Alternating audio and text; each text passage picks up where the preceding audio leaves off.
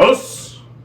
Welcome back to the Singing Samurai. Today's video is on bokken strikes and how they help us to overcome mental blocks in singing.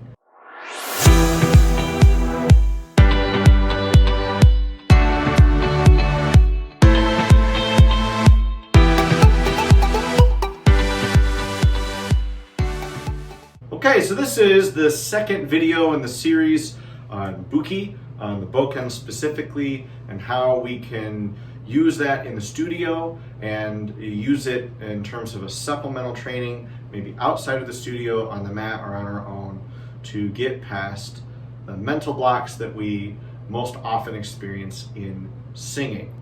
We're also going to talk about the vestibular system a little bit, and we're going to talk about fight or flight and the fight or flight response and how that gets activated and what we can do in doing bokken strikes that can be really beneficial to not only overcoming that response, but using those very ancient instincts and systems of the brain and physiology to our advantage instead of trying to navigate around them, which is a whole lot more work and a lot more effort. Before we do that, I'm going to show you a video of bokken strikes with a solo, and then a video of bokken strikes with partner. Just as to say beforehand, this is not all of the ways that we strike with bokken in Yoshokai Aikido. There are a lot of different ways that we strike with a sword. But for this video and for the technique that I want to show you in this video that you can use in the studio, I think that these two short clips are going to be the most helpful in really understanding what is a bokken strike and how can I apply that in the studio. Okay, for this first video we see both people going into kamae, which I talked about in the previous video, but then pretty immediately raising up the sword to do what we call a high strike with the bokken. A high strike meaning that the target is the forehead. We have low strikes that target the wrist, we have neck strikes, shoulder strikes, all the way through the body. This is a high strike because it's striking higher on the body as compared to some other spot. In this next video, we see both partners facing each other, going into kamae, and then one partner raising up the sword to strike, and the other partner evading that strike with something called a circle strike or circle strike block. So it's a circling up, blocking upwards, allowing the sword to come down, and glancing off of the blade, and then taking that energy that's been given, redirecting it back at a strike at our partner. So these two videos are a wonderful demonstration of Yoshokai Aikido's approach to bokken strikes and circle strikes, bokken strikes with a partner. And so let's talk about a couple of aspects of that physiology, and then I want to talk about how I have altered this for use in the studio, both for physical limitations of the space in the room, because I have lower ceilings, and just other things that I think for beginning students make it maybe too complicated in the beginning, but are certainly helpful later on as you start to implement it. So as I said in the previous video, the foot position is the most important. So that front leg is bent, that back leg is straight. You can still do bokken strikes and gain the benefits that I'm going to talk about, having our feet side by side, the normal singer stance, but it's not as beneficial as having that one front foot forward and the back foot back. And there's a bunch of different reasons for that, but one reason primarily is that it makes it harder for the heels to come up when we're in this position with our feet. And if our heels come up, we're really cutting off our support because it's like that lifting kind of feeling. If you do that as you're singing, I feel these muscles kind of grab all of a sudden, but when I'm really grounded, everything relaxes. And certainly that's because I've trained that way, but there are also physiological reasons. Our brain is going to protect our spine before it protects anything else, and so if we don't have a really solid balance underneath us, or core foundation, how we stand underneath us, and our brain is going to say, ooh, get tight, protect that spine, guard the spine so that it doesn't get damaged or we don't hurt ourselves and fall over. And it makes a lot of sense, because if we damage the spine, that's really serious. And so to try and say, I'm gonna, this is an example of, you can either use the physiology to your benefit in the studio, or you can try and find a way around it. I think trying to find a way around that instinct of grabbing, all these muscles grabbing to protect the spine because we have poor balance, is much harder. It's too much work. Instead, finding a good, solid, balanced foundation to sing from, allowing these muscles to all relax so they don't guard the spine, is much more advantageous. And so standing with our feet in this position, making it harder for the heels to come up, not impossible, it makes it harder, and it also makes it more evident to the singer when the heels come up, they become top heavy and lose balance, and it's harder to get a good, decent breath.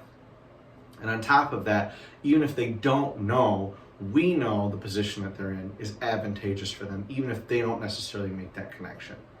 So the footwork is the most important. With the Vulcan Strike itself, again, the hand position that I talked about in the last video, the top hand, the knuckle needs to be on the back of the sword as compared to like a baseball bat. If it's a baseball bat, shoulders are striking.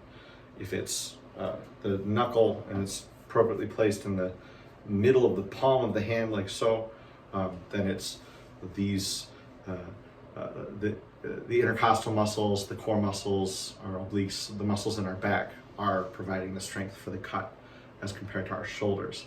Our shoulders come up, tension creeps into the throat. It's very problematic for singing. Our shoulders stay down. We're activating all of these extra muscles in our core in a unified way to support what it is that we're doing, be it a bokken strike or to sing. The physical mechanics, the physiology of the body and the way that the muscles are used to support singing are the same way that we use them to support striking or cutting with the sword. Okay, so that's some pretty basic physiology. Again, I was going to talk about the vestibular system. We're going to get into that. We're going to talk about fight or flight. But first, I want to show you the technique that I use in the studio, and the different ways that I use it so that you can apply it in lessons that you teach and see what happens. This is going to require for you to have 2 bokken.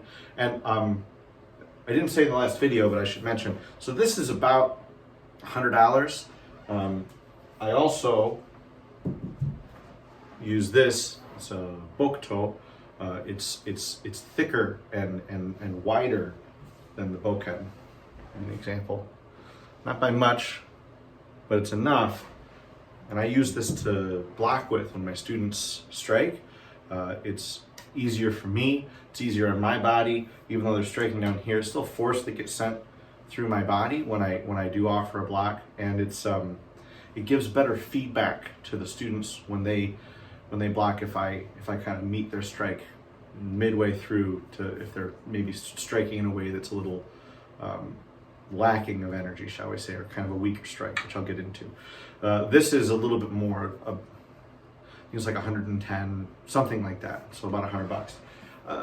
Both of these would require one purchase. They would last for forever. So it's a little expensive in the beginning, but it's worth it. The other option is red oak. This is like $15. And it would last a long time. This lasted me about 10 years, but I didn't have a lot of contact. It was a lot of form study in the beginning. And so it held up really well. But after a while, it started to get cracks in the wood because it's a softer wood.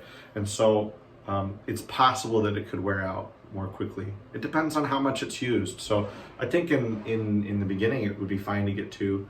That's $30. That's not a whole lot of money to worry about. Okay, so for the bokken strike, as I said before, when you see in the clips, they're raising all the way up to strike. Well, if I extend my arms out the way that I'm supposed to, the sword hits my ceiling and I can't fully strike, at least not without damaging the ceiling or putting a mark on my ceiling. I can't do that. And so I've modified it so that when my students strike, they're in kamae, as we talked about in the last video, and they raise up maybe 4 or 5 feet so that the sword tip is out in front, and they bring that down and they strike.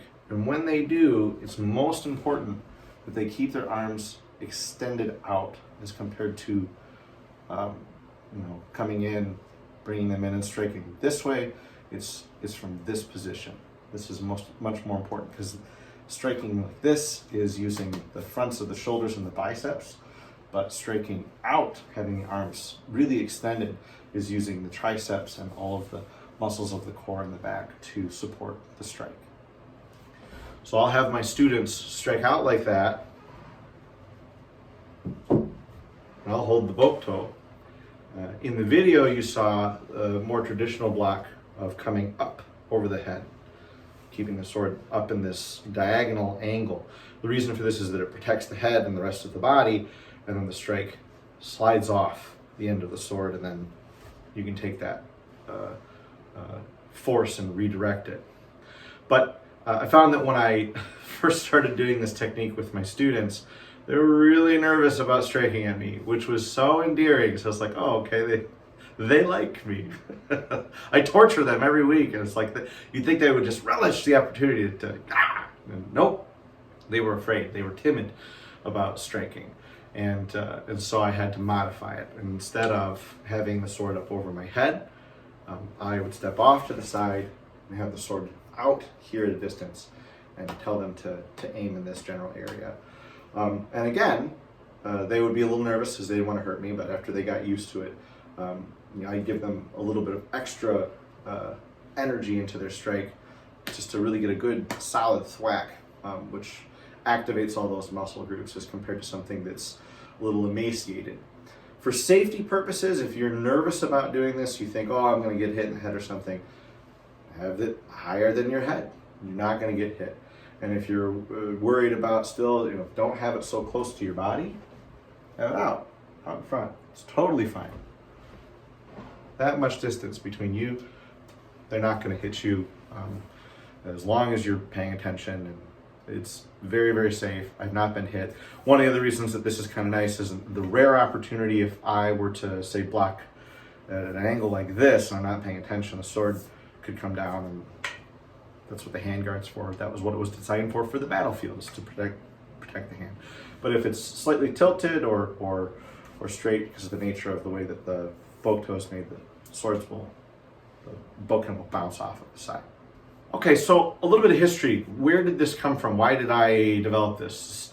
I think for some people it seems like a very odd thing to do in the studio. Like, why would you hand your student a sword and then tell them to attack you with it? This is singing. That seems kind of really out there or kind of crazy. And I wasn't looking for this. I wasn't trying to make this technique fit. Like all of the other techniques that I've implemented from Aikido into the studio, it was obvious to me that this would be of benefit because it was of benefit to me. I started to notice, there was one day that we were training in particular, and we were doing, it's called gase-uchi, or front strike to front strike. So the purpose is that you are striking at someone's head, and they are striking at your head. And that it's a block because you're striking their sword out of the way by striking true to their head. So it's not like a off to the side and then strike. It's straight on, sword to sword, the smallest target. You hit their sword by hitting, striking for their head. And at the same time, we have no protective equipment. So it's that and then not hitting them at the same time. So it takes a very high level of skill. It's not something for a beginning student to do. I would say it's probably too dangerous for the studio, unless someone had been training in Yoshokai Aikido or a similar sword study for a really long time, and I knew that they had that control. Otherwise, it's not worth it. Too easy to get dinged in the face. And especially in that situation, that's all you're focusing on. In the studio, we're going to be focusing on singing, and so there's a bit of distraction in one sense. So, but I was doing gase-uchi with a partner that was very intense. It was really, eye contact was super intense, and I was like, oh, and I started to get really nervous. And my strikes were pretty weak, and I noticed that my body was getting really tight and locked down, and I was having this mental block, even though I knew he wasn't going to hurt me. He was much more experienced level practitioner, high level instructor. He wasn't going to hurt me, and I wasn't going to hurt him. I couldn't hurt him if I tried. He's really, really solid.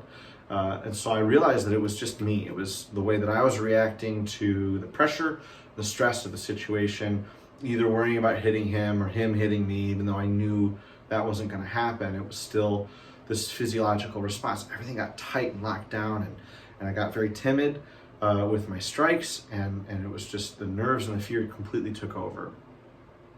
And then we got a lecture later on in that class that, and we went back to the same exercise where Sensei said, just strike. Don't think about anything else. Just do it. Just strike, strike, strike, strike. Don't allow yourself to think about it. Don't get into your head. Don't, indulge all those fears or anxieties or worries about making a mistake or doing it incorrectly or getting hurt. Just strike. And if you do that, you'll be safe and the technique will work correctly. I thought, okay. And so I did that, and it did. It worked. Just strike. All of a sudden my strike was better. The timing was better. I effectively blocked, and I never got hurt and I never got hit. And I thought, that felt exactly the same as when I am in the studio or on stage and there's some difficult passage of music or a giant high note that's coming up, and especially if I've failed at it multiple times in a row, I have that same physiological response, maybe a little less, but it's like things get a little locked down. I get tense, and it's not effective singing. And I thought, maybe I should just approach singing like a Vulcan Strike and just do it. And obviously, and we've all probably said that in lessons, and we've all probably expressed that to our students, just sing, it'll be there, just trust it, just sing. But to have the experience in Aikido of doing that, just strike and it will work, and feeling that power in my body, and the knowing that the physiology behind these strikes is the same way that we support singing, I thought, I bet that would be a really effective tool to overcome mental blocks in the studio and to encourage much more energy in our singing. And so I tried it out, and it worked. It worked with every single student that I tried it on. Not saying that everyone had the same level of improvement, but everyone improved. Some people improved just a little bit because they're really timid. Some of the folks in my studio have a very shy, nervous personality. But they still sang with more energy and with more vigor and stronger. And then some students improved a lot.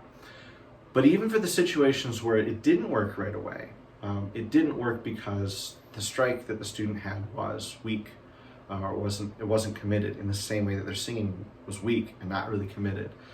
And when I got them to strike really hard, vigorously, their singing was committed. And it's because our brain can't do two opposite things at the same time. You can't tell yourself to move forwards and then not move forwards at the same time.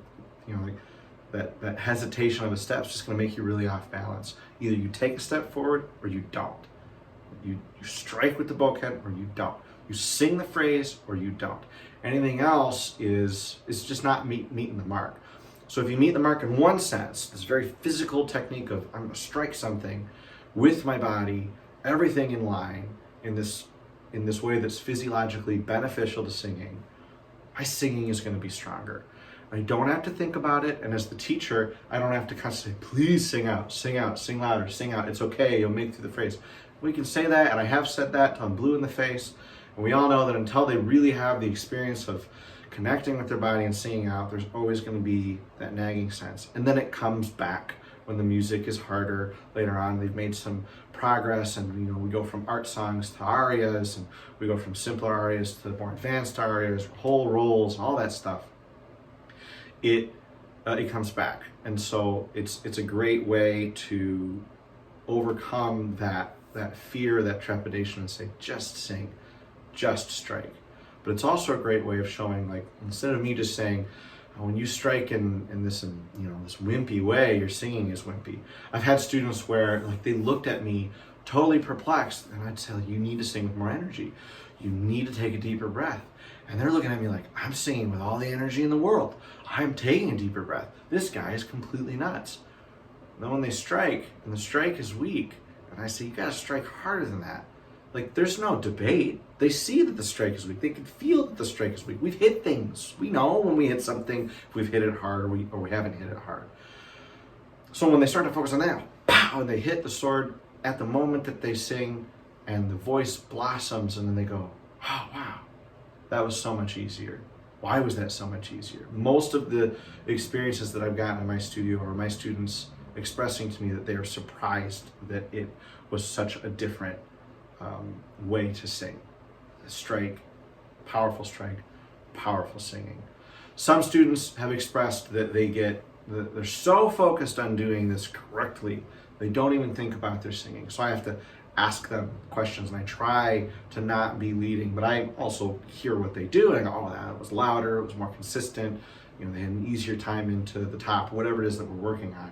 I can hear that it's improved or that it's better, but I try to avoid saying to them, oh, I think it was so much better. I ask them questions. How did it feel? Did it feel easier? Did it feel harder vocally? They say, oh, it was really hard. Was it because the strike was hard? Well, yeah, I was focused on the strike. What about the singing? Oh, the singing was easy. Oh, the singing was easy. And then they start to go, oh yeah, I didn't feel anything in my throat. I wasn't even thinking about it. Oh yeah, it was so much easier. Oh, I sang that high? I didn't know I was singing that high. Those kinds of experiences that we have when we trick our students, we don't tell them how high, right? Because we all know if we know how high we're going, then we get in our head, and it's a problem. So it's a way of, again, being really clear, doing two things, of energizing singing when it otherwise will not be energized despite our best efforts, or at the very least, them seeing, oh, I'm not really striking that hard. And then when they do strike that hard, they go, oh, I really wasn't singing with as much energy as I could have. That's a whole lot more energy than I thought I needed to sing with. And it's like, yes, hallelujah, finally, we got it. So it's really, really great. Okay, so that's just the practical application in and of itself. A couple of ways that I do this: either I'll have them breathe in and never hold. They're always breathing, even if the sword's coming down. They're always inhaling, the process of inhaling. And that they sing in the moment that the sword strikes, if we're working on something onset related. Or if it's just singing overall, I'll have them strike over and over and over as they're singing. As every time they take a breath, strike and sing. Maybe it's the beginning of the musical phrase. Maybe I have them strike at the end of the musical phrase if they're petering out. Or if it's high notes or a great leap, or maybe it's the note before the high note and I really want them to energize that note, so that's where they strike and then they sing the high note. A lot of different ways that you can apply having them strike with the bokken in the studio to help them get past any kind of mental block or lacking of energy or a lacking commitment to singing. It's really hard. It's possible, but I think it's really hard for students to strike vigorously and still have a lacking vocal response. And I have had that on rare occasions with some students, but even those students, after striking a few more times, because it's just really hard to run so counter to yourself, eventually their body kicks in even a little bit more, and more than it would have if I had just tried to say, think of it like this, or try this, or different exercises that I've tried that don't work. This always works, at least on some level. And so that's the benefit. Again, I want to be clear, this is not a catch-all for things, for all things, and it's not a catch-all for this. There are a lot of different aspects of why a student is not singing, with a lot of energy or in a committed way. And I would say from my experience, most of those are actually emotional reasons. They're not a lack of understanding of the physiology of the body. And so having a deeper connection to what we're singing is so very important. But this is a way, especially for the students that don't have that yet, or they're too nervous to go there, they feel too vulnerable to go there, for them to at least have the physical experience of singing with a lot of supported energy and dealing with a very potentially scary situation. So that brings me to kind of the last part of this video, which is the physiology in terms of fight or flight and the vestibular system. So in a nutshell, and there's a longer video about the vestibular system on the channel if you really want to get into this. Our vestibular system is our system of inner balance, or balance in our inner ear. Systems of tubes and kind of chambers that feed our brain information to say, this is kind of where you are in the universe. You know, it's the system that tells us up from down and left from right and forward from back. And it's a very, very important system. It's the first system that develops in utero, in our head, and it's the last system that kind of goes offline or stops functioning when we die. So a really great argument can be made that it is the most fundamental system of physiology in our body, because it's the first and last way that we understand where and how we exist in the physical world. But on top of that, the visual cortex, our ability to see things, is filtered through the vestibular system. And our proprioceptive system, which is the system in our body and our muscles and our nerves that tell us how much force is being pushed onto our body or how much force is required for us to do something. And so that's like everything that we do. My proprioceptive system is telling me how heavy this is and how much force I need to put into my hand to hold onto it so I don't drop it. How much force I need to have it up here as compared to down here as compared to kind of more relaxed. So anything that we do in terms of like singing, or like any prop that we're grabbing on the stage, our proprioceptive system is giving us the information that we need to grab that prop and use it appropriately. But it's also how we walk. It's also how we stand or how we sit or how we shift our body or even move our eyes to a certain extent is dictated by the proprioceptive system, or the information that we get from our brain to say, this is how much energy or force I should use in my body to do this thing that I'm trying to do. So it impacts every aspect of singing. Every aspect of singing.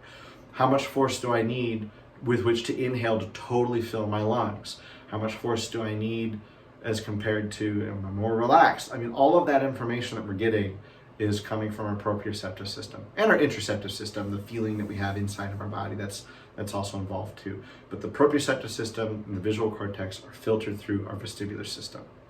So everything that we see and everything that we touch is filtered by the vestibular system. Okay, so why does that matter?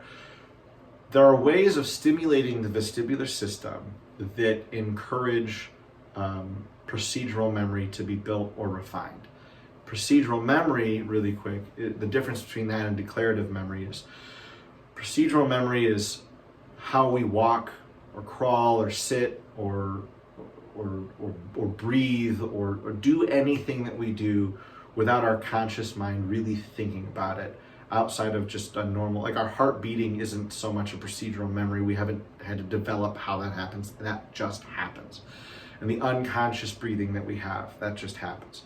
But a conscious movement, something that we're going to do on purpose, is primarily procedural memory.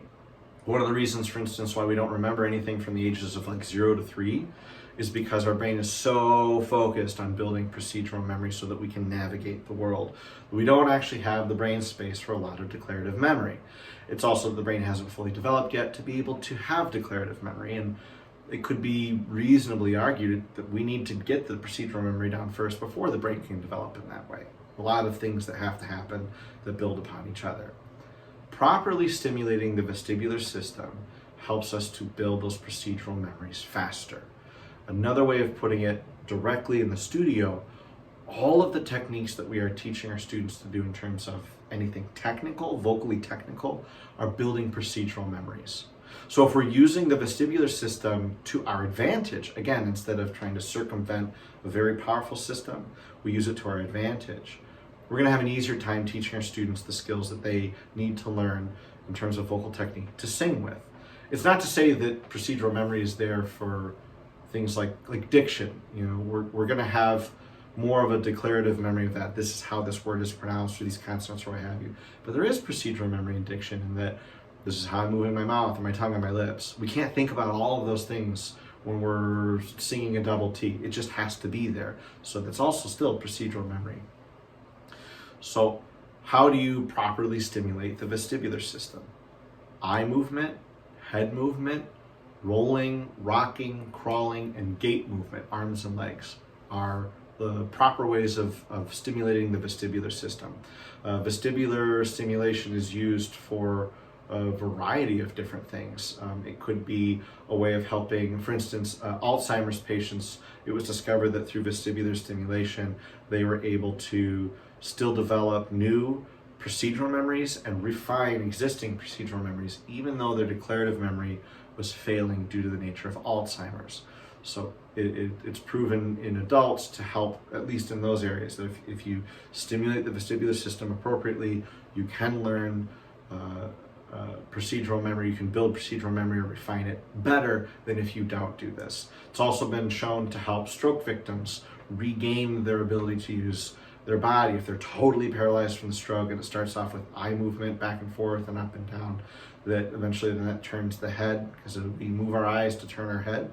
Eyes move first, or they should, outside of a rare situation, and then gaining that movement. It's the same thing that a baby goes through. When a baby's born, they're not paralyzed, but they don't know how to use their body, they don't know how to move. Well, through vestibular stimulation, through their natural process of learning how to move through the world, the vestibular system says, oh, this is what we need to do. The proprioceptive system says, this is what we need to do. Our visual cortex and our body gains that better and more refined coordination. Doing bokken strikes is properly stimulating the vestibular system. If you couldn't tell, that's where I was going. It's because of the movement in the legs, having one leg in front of the other, that gait movement. Sometimes we switch back and forth. It's using the arms, again, it's gait movement, arms and legs movement. And it's the shifting of body weight back and forth. So when we strike, even if it's just a little strike, there's still energy moving forward. So we're still staying on balance. We're using that positioning with our legs to say, I'm on balance, but I'm also stimulating the vestibular system. I'm changing my center of gravity, I'm changing my movement. So that's being stimulated as compared to just standing there and not moving at all, which isn't so stimulating to the vestibular system. So again, using bokken strikes is a way of properly stimulating the vestibular system so that whatever procedural memory that we're trying to create or refine is aided by the systems in our body as compared to circumvented by not using them or trying to get around them. Not that the vestibular system causes problems, but we can ignore it in the studio. And I would say that being such a fundamental system in our body and in our head, and how we process things and process this information to learn how to sing, we should be implementing it in the studio. It's going to make things easier and faster to learn for our students and for us to teach. So the other area of physiology and of our kind of our brain chemistry that I want to talk about is fight or flight, which is a main source of mental blocks in singing.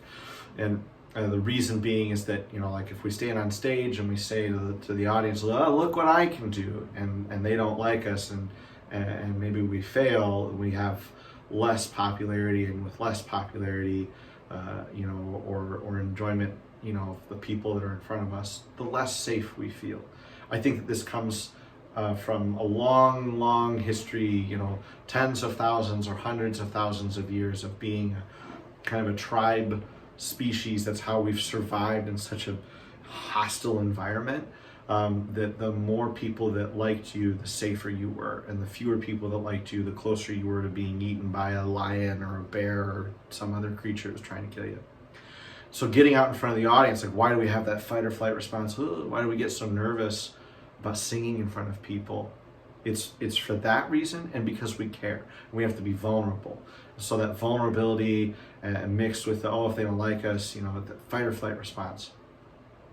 So again, we can either use this to our advantage or we can try and circumvent it. And I think that doing bokken strikes is one way of helping us learn how to have a better control over our sympathetic nervous system, which is what engages fight or flight in the first place. And it's through bilateral stimulation that we can have a better control over this. Okay, so in short, and there's a lot more information on this. There are other aspects of this I talk about in other videos already on the channel. But fight or flight is a cascading response. It gets to certain levels and it gets worse and gets worse and gets worse unless you provide appropriate stimulation. Why do students fidget with their clothes, or do things with their thumbs and their fingers, or they gesture oddly and they move their arms in discombobulated ways that don't make sense to their singing? Why are we constantly telling them not to stumble around or sway back and forth, or all of the things they do, fiddle with their music, all of these things, which we know ultimately are not going to be helpful to singing? It's because they're trying to stimulate their body. The brain is saying, we need to do something about this sympathetic nervous system kicking off. We need to do something about this fight or flight. We either need to run away or we need to fight something, whatever the thing is that's trying to kill us. Well, we can't kill the pressure of something on stage saying, sing well, right? It's like the old Italian phrase, in bocca al lupo, crepi al lupo. In the mouth of the wolf, well, kill the fear, kill the wolf. Yeah, but how do you do that? I mean, there's no wolf. It's this invisible force of expectation. So we can't deny that experience happens, and it's not appropriate either to just say, well, you got to get control over your stage fright. Like, no, we have to teach our students how to do that. And we start to take away the grabbing of the clothes or the pill rolling or the fidgeting or all that stuff. We're taking away the stimulation that's helping keep that cascading fight or flight from getting worse. And so in a sense, that's working against that system. Obviously, we can't have our students do those things on stage. There's just stuff that a judge will point out, or if it's the professional world, that I don't know, you won't get rehired, or maybe you'll get fired if you make the director mad enough. We can't have our students do those things because they feel nervous. But there are ways that we can implement bilateral stimulation or other aspects of our physiology that send signals to the vagus nerve, which is what tells the sympathetic nervous system to turn off, and the parasympathetic nervous system, which is what is usually functioning in the autonomic, our digestion, to turn back on. And one of the ways that we can stimulate the vagus nervus from bilateral stimulation, it's saying to our body, we're doing something about this. We're getting away from this threat, even if we're not. And the other is from taking a very deep and solid breath. Well, if we're at a certain part in the cascading effect of fight or flight or the sympathetic nervous system, it's really hard to get a deep, solid, low, diaphragmatic breath, because our breathing has altered, our physiology is altered to say, you need to take lots of quick breaths so you can be quickly oxygenated so you can either fight or get out of there. We need to take low, deep breaths. When we're able to do that, it sends a signal to the vagus nerve, oh, obviously the threat must be gone, because you can take a deep breath. It's kind of irritating, when someone says, when you're upset, just take a deep breath. Just take a deep breath and calm down. It's like, ooh, when I'm really mad or I'm freaking out about something and someone says to me, take a deep breath and calm down, it really boils my blood. It's like, don't tell me that. But it's actually kind of true. If you take a deep breath, really deep diaphragmatic breath, it sends a signal from your vagus nerve to the rest of your body, we're okay, we're safe. But if you can't get to that place because you're so freaked out, you need to have some bilateral stimulation. Vulcan strikes are bilateral stimulation. It's using our arms or using our body to do something effective to help us calm down. Another way of looking at it is like when someone gets really mad and they go, I just gotta take a walk. Or they pace, the pacing, or they start to clean things, or maybe you do the dishes, or you fold laundry, or whatever. You're mad, you're frustrated, or you're anxious, and you can't sit still, you can't lay down. Well, that's because your brain's saying something is dangerous, something is trying to harm you. You need to do something about it. That's why we do those things. So why wouldn't we do something like that in the studio? Why would we just have students stand, or even if they're gesturing, we're trying to implement some gestures and things for the song, they're still thinking, I might do the gesturing correctly. It can still be a source of stress as compared to an avenue to reduce that anxiety or that stress. But I guess the same is true if they're worried about doing bokken strikes correctly. But when you get to the nitty gritty of it, especially in the beginning, it's just that they strike. It's just that they strike. They strike with a lot of energy. And that's a pretty simple thing for someone in the studio to do when they're singing. I mean, it's more complicated than just singing, but it's not, we're not having them do complicated ballet. They're just striking something with a stick. And when they do that, when they get that signal to their brain and the rest of their body, I'm doing something, I'm fighting something, or I'm using my body in a way to get out of this danger, then that fight or flight response lessens and it goes kind of backwards. And then when we get to the place, then we're also doing this because we're singing, we're taking those really deep breaths. And it sends that message to the vagus nerve. Oh, turn off the sympathetic nervous system.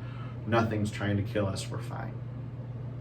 So that's why it works on a physiological level, just in terms of brain chemistry, both stimulating the vestibular system to help build procedural memory, and then also stimulating the vagus nerve and other aspects of our brain chemistry with bilateral stimulation to help reduce the effects or end up turning off the effects of fight or flight or the sympathetic nervous system. And in doing that, learning how to do that through this action teaches that student, by having those experiences, oh, I can still do this even without using a bokken or without bokken strikes. So again, this is not a cure-all, it's a tool, but it's a very versatile tool for the studio. Bokken strikes help us overcome mental blocks in singing.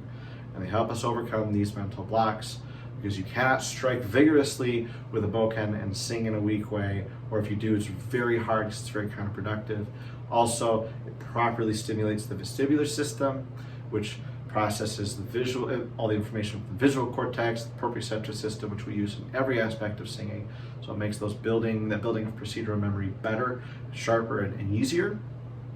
And then it also helps us to learn how to deal with the sympathetic nervous system and fight or flight response by giving our students bilateral stimulation, and also the ability to then calm down a little bit more because of that, so then they can take that deeper breath, which is like the last step in getting the sympathetic nervous system to turn off and the parasympathetic nervous system to turn back on.